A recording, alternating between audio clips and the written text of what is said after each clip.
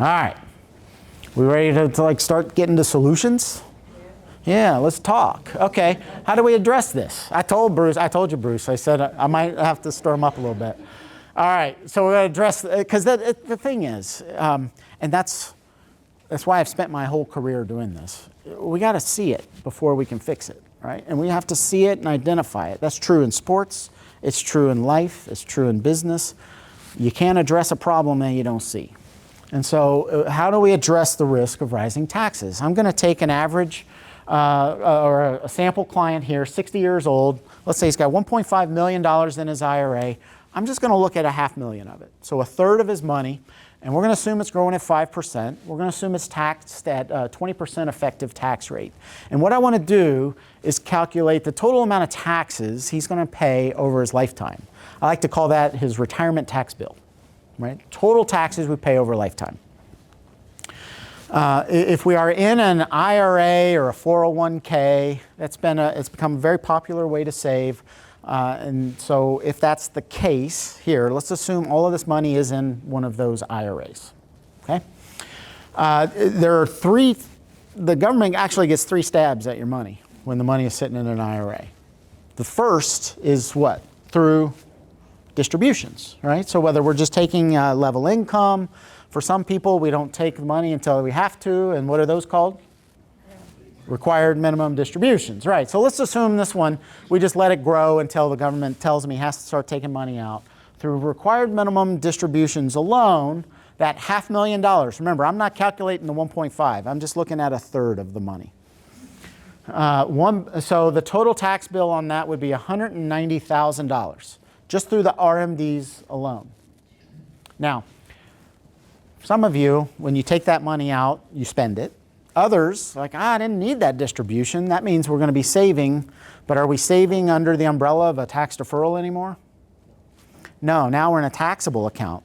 And so the money, if we continue to save, that was taxed on the way out the door of the IRA, continues to get taxed. As it grows, that would be another $60,000 in taxes on that alone.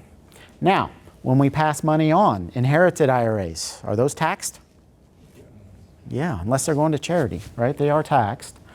And so, in this case, there's another $183,000 in taxes paid at death. So the total tax bill for this $500,000, $434,000. Now, good news, your account grew. Like, the reason these taxes are high is because you continue to grow. That's good news. Challenge is all that growth was also subject to all the taxation. All right? All right. Now, is there an exit plan? Do we have to continue to defer taxes into the future? Do we have to stay in a traditional IRA? What could we do? We could do a conversion, right? Roth conversions have become very popular. How does a Roth conversion work? Pay your taxes up front. That's right. Go ahead and pay them now, right? Taxes are artificially low. Catch them while they're on sale. Pay them now, right? Okay. That would be a reallocate to tax-free, right? And those options are there, right? Challenge is, well, you got to pay them now, right? Like, but that is part of the solution here. And so if we took that $500,000 and we were able to convert that money to the tax-free side of the equation at the same tax rate as we would be taxed if we just deferred at 20%, you'd pay $100,000 in conversion. Good news, is it taxed? None of the growth is taxed. Are Roth IRAs or tax-free instruments, are they taxed at death? No, zero. Total tax bill, $100,000. It seems viable, right? Not bad. Now, my analysis is a little flawed. I don't know if anybody caught it, but I said, oh, let's just assume the money is taxed the same way during the conversion as it is over your lifetime. Like, what happens if we take, let's just say we spread it over 5 years. Okay, so $500,000, we're converting $100,000 a year. That means your income goes from whatever it is to $100,000 more. Right, and so that means $100,000 more means what? You got to pay a little bit more tax, and you might even trigger some IRMA. You might have some stuff going on there. I'm not saying it's bad, but we got to understand what could be going on there. So let's just say that drove up my tax rate by 5%. Well, So now instead of paying at 20, now it's 25. Okay, well, it's 125. So you tell me. So maybe worth considering going ahead and getting out the door, even if there might be some side effects here and pay some. Yeah, guess what? The other number, the 434, is flawed too. You know why? Why are we even considering a Roth conversion in the first place? Why are we considering moving money to the tax-free side in the first place? Because we feel taxes could be higher in the future than they are today. I just showed 20% the whole time. Well, that's a flaw. What if we just showed the taxes going up by how much? Could they go up? Like if taxes normalized to the year 2000, that'd be a 30% increase. So that means my effective tax rate goes from 20 to 26. So now, more like 558,000, my tax bill's going up. Now, what's the third line item there? Remember, we said the IRS gets 3 cracks at your money. First, through RMDs. Second, through the growth of those unspent RMDs. What's the third line item? At death, inherited IRA. Oh, wait, what did we say could happen when the assets are taxed and we go from a married filing joint to now a single? Taxes can go up because now we're filing on a single. So I didn't model that.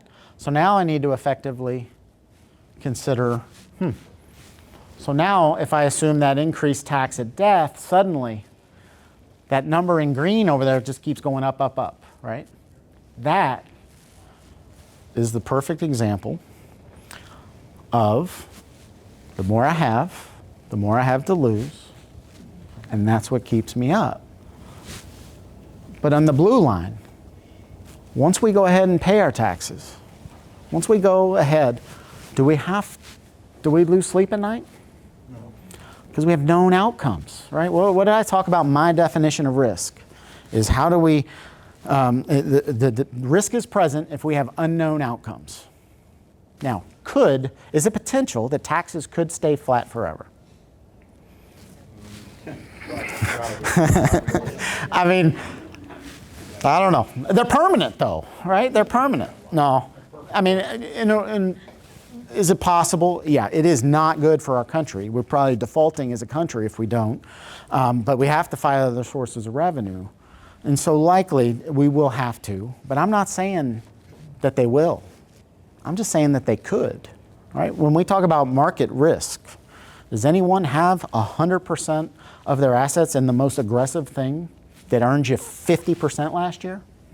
No, why? Because it could go down, right? Sometimes it goes up, but it could. That's why we need to allocate and find some of our money and move some of our money to more conservative instruments where we have controlled outcomes, right? The same applies here with taxation. I'm not saying taxes are going up. Boy, I've painted a case where they really need to. But just the fact that they could makes me think, maybe we should be moving some of our assets over to the tax-free side. Because I like sleeping at night, right? And that just allows and provides an element of safety.